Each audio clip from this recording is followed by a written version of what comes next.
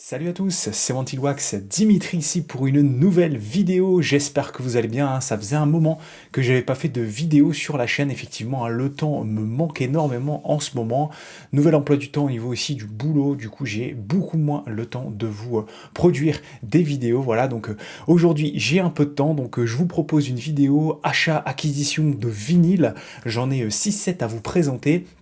Donc on lance le générique et je vous montre ce que j'ai acheté depuis ces dernières semaines.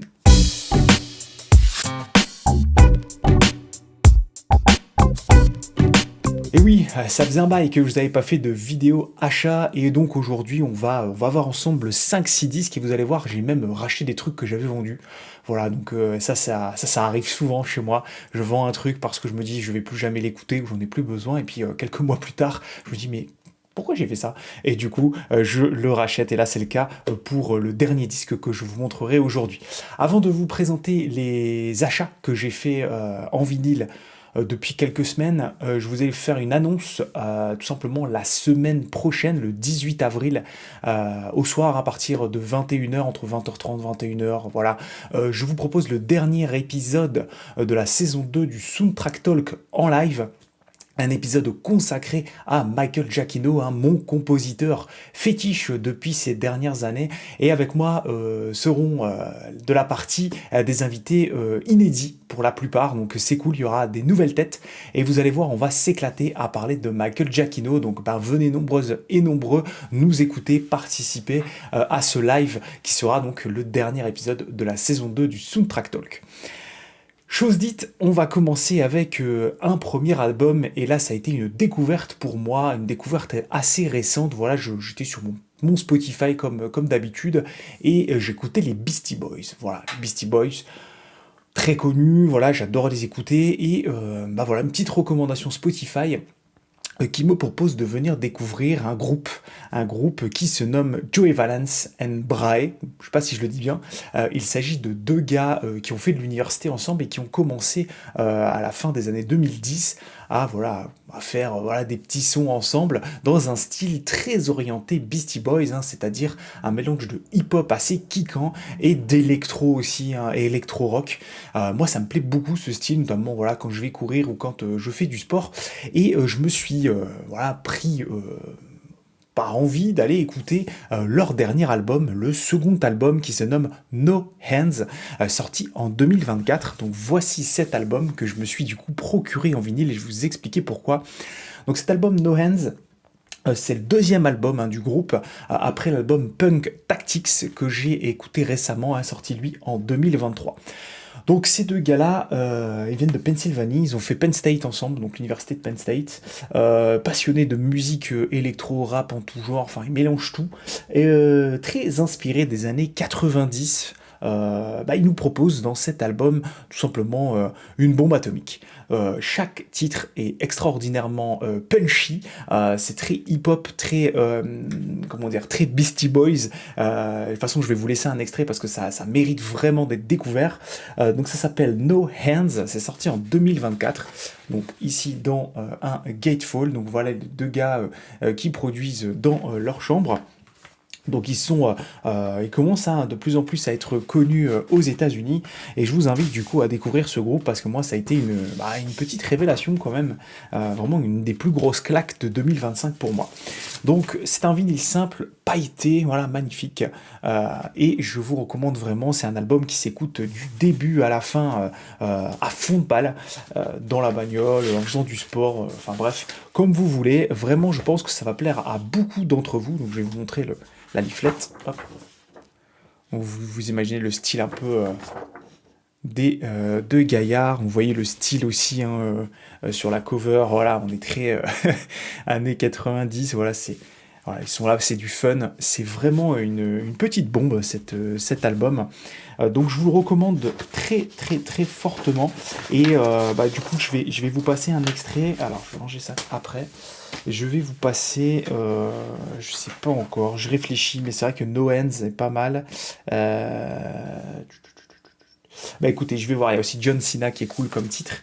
Donc c'est un album qui dure 40 minutes, qui est vraiment très très très très bon. C'est une de mes plus belles découvertes de 2025. Je vous laisse un petit extrait et puis vous me mettez en commentaire hein, ce que vous en pensez. Vraiment grosse pépite pour moi.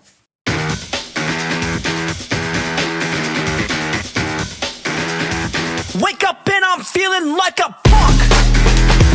Wake up and I'm feeling like a punk. Wake up and I'm feeling like a punk. Wake up and I'm feeling like a punk.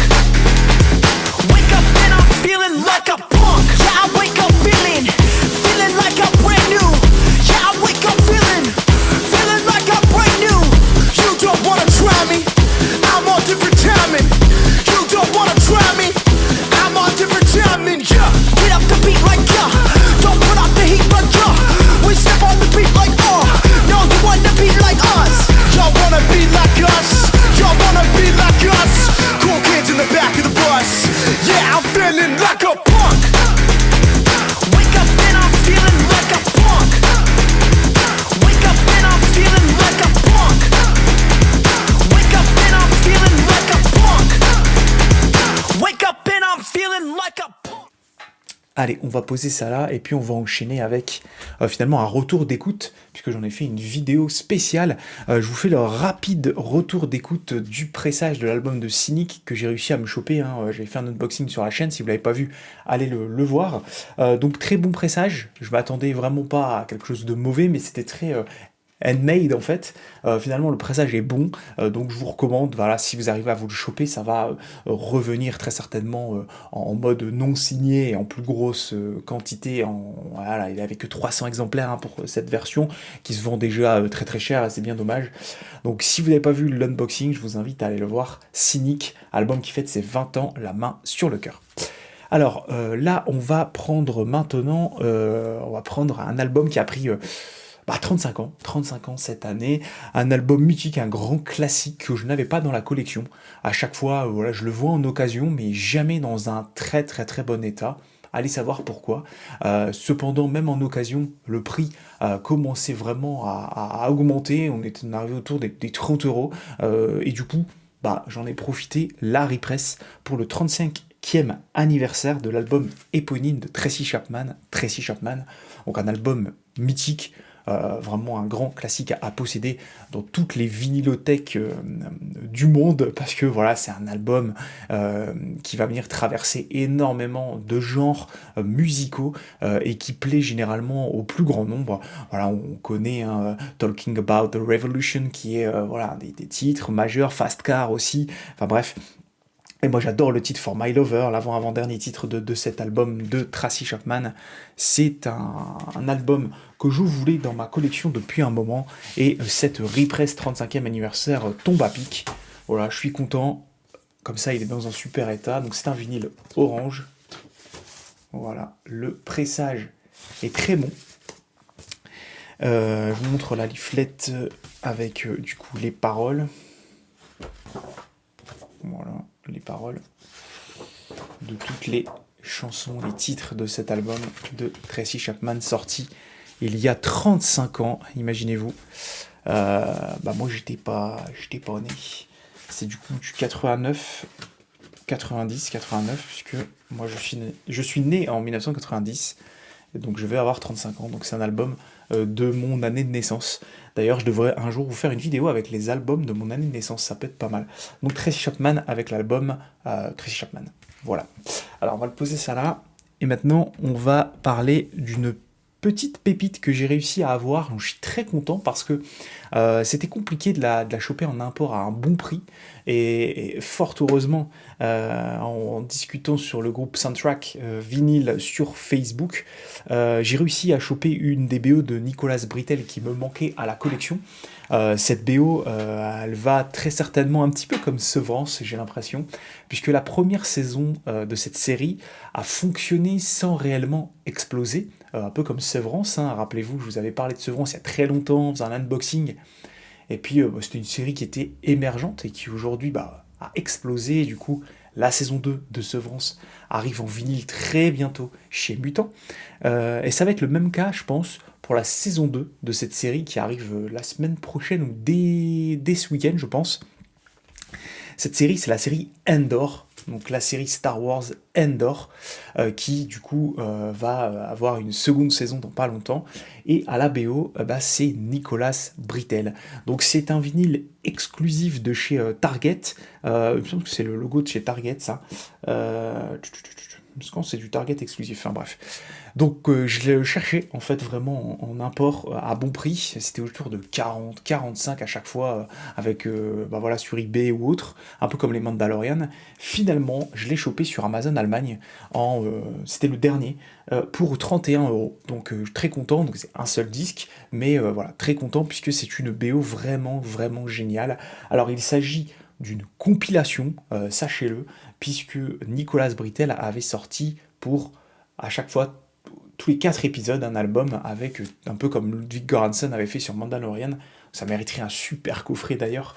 Là, c'est un petit peu tout ce qui se fait de mieux dans la première saison de Endor, une série qui se passe avant Rogue One.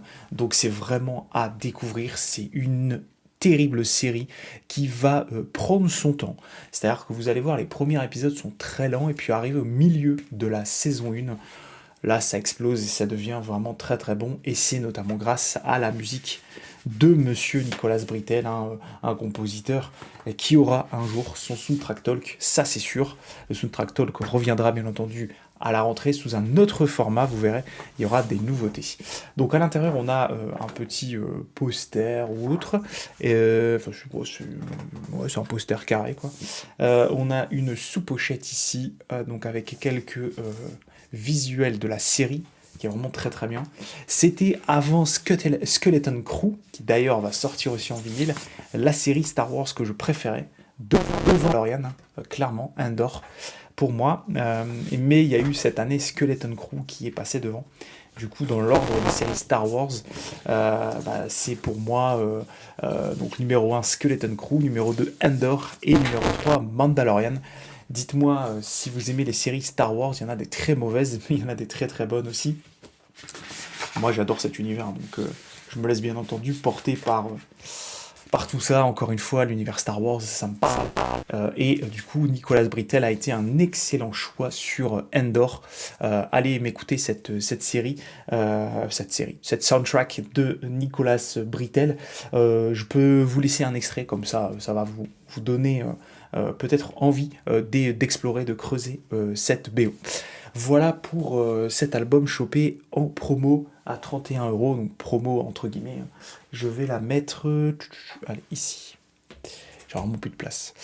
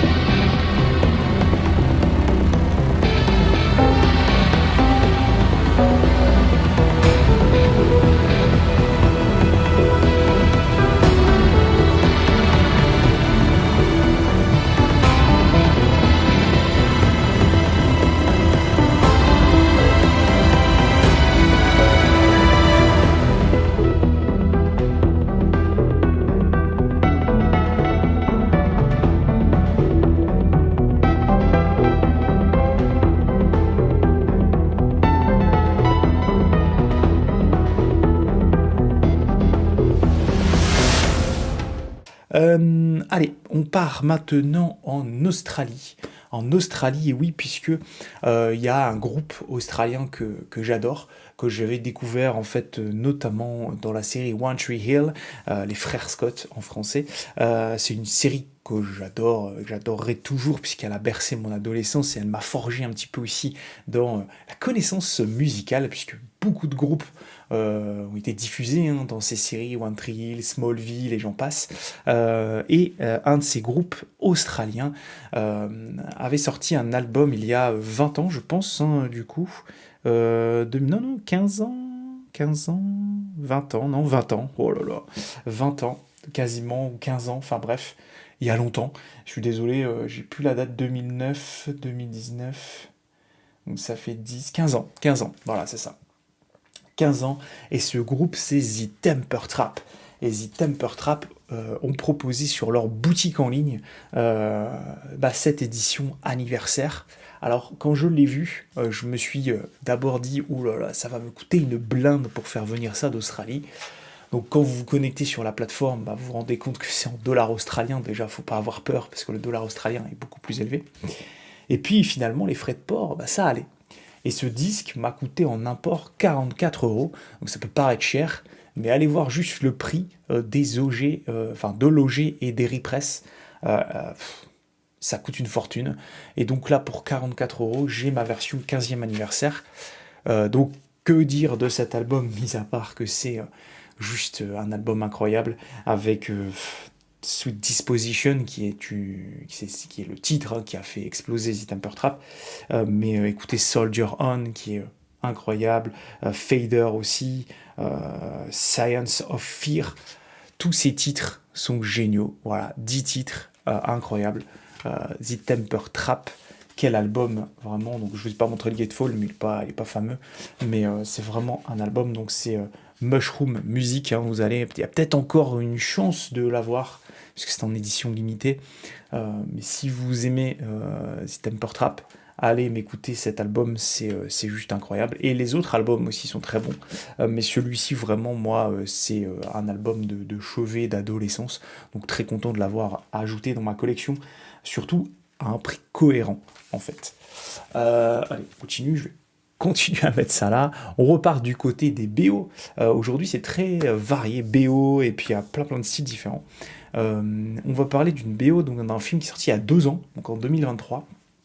Au moment de Thanksgiving aux États-Unis, un slasher est sorti qui m'avait pour le coup assez intrigué, puisque j'adore les slashers, hein, vous savez, tous ces films avec des tueurs très charismatiques, très emblématiques, et est sorti il y a 2 ans, Thanksgiving, et la BO est sortie 1 an plus tard, donc en 2024, chez Waxwork, BO de Brandon Roberts du film Thanksgiving.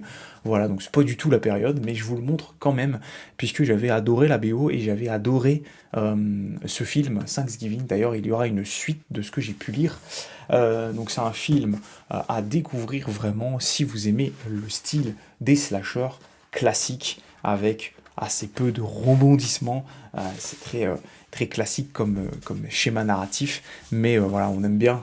Moi j'adore ce genre de film, donc Thanksgiving, très bon film, et une BO de Brandon Roberts que je ne connaissais pas, qui se prête bien à l'univers horrifique slasher, avec une BO, vous savez, avec beaucoup de moments de silence et puis des grosses percussions à un moment donné pour vous faire sursauter. Enfin bref, moi j'adore. Et puis le vinyle est sympa, sorti chez Waxwork dans un coloris pumpkin, citrouille ensanglantée.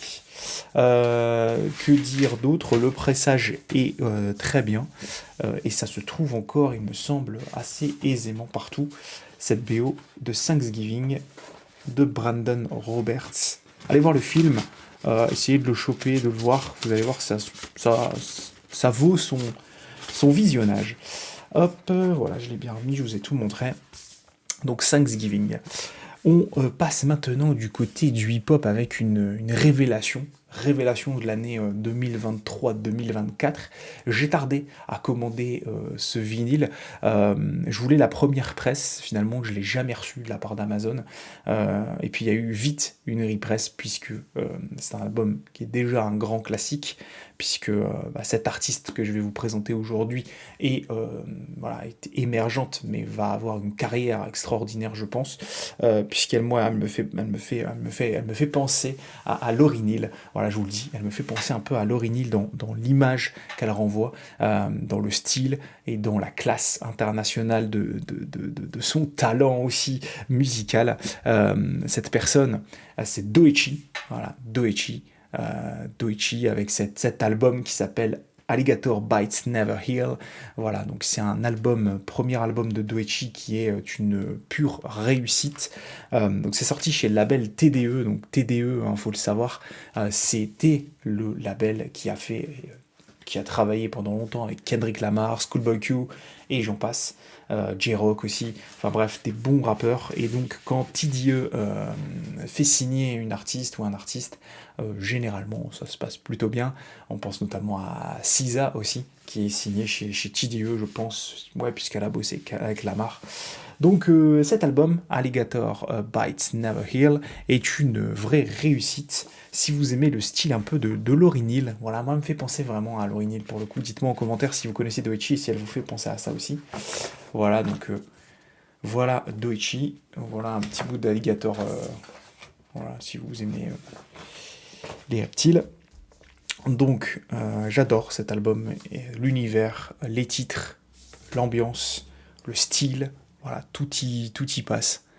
C'est déjà une queen, je pense, dans l'univers du hip-hop, un peu, ouais, c'est quand même du hip-hop, R&B, il y a un peu de tout en fait, comme d'habitude. Voilà, album vinyle noir, donc j'ai pas eu la première presse couleur, c'est pas grave.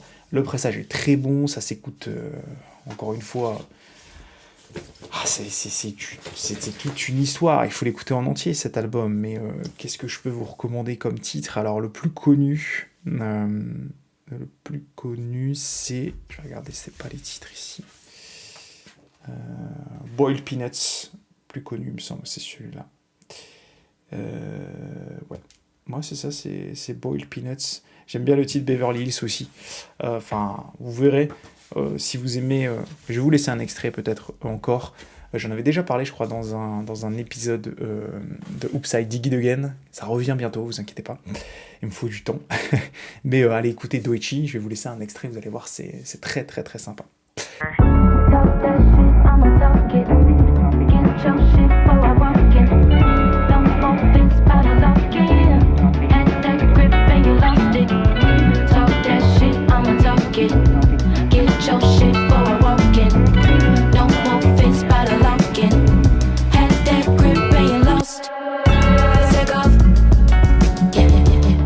Up to piss all in the bathroom. Straight up, yeah. Thinking about another life without you. Fed up, yeah. You never really were my type. Straight up, yeah. But let me talk my shit tonight. Talk that shit, I'ma talk it. Yeah. Get your shit before I walk in. Okay. Don't want face, but I lock in. Had that grip and you lost it. You lost. Talk that shit, I'ma talk. I talk, get your shit before I walk in. I walk in. Don't want face, but I lock in. But let me talk my shit to rock, to be so argumentative. I'd rather cuss you out somewhere in Beverly Hills. You don't recognize who you is. You missing out on Rick, compromise where we live. Et on conclut, je vous l'ai dit en début de vidéo, on va conclure avec, finalement, un album, un double album que j'avais acheté aux États-Unis. J'étais très content de l'avoir trouvé d'ailleurs. Je vous en avais même fait une vidéo, je me rappelle, au retour de New York. Et puis j'avais décidé, par des moments de réflexion qu'on peut tous avoir en tant que collectionneur, de me dire allez, non, je vais recentrer ma collection, je vais me concentrer que sur ça. Et finalement, à un moment donné, je me suis dit tiens, j'ai envie d'aller écouter du Red Hot. Et ben merde, j'ai vendu mon coffret des Red Hot, mon Stadium Arcadium, à Jérôme Vinyl, que je salue, s'il regarde cette vidéo. Et je me dis, mais j'aurais peut-être pas dû vendre cet album. Et chance pour moi, le site iMusic a fait une grosse promo sur le Stadium Arcadium. Finalement, j'ai réussi à l'avoir à un bon prix, donc je l'ai repris.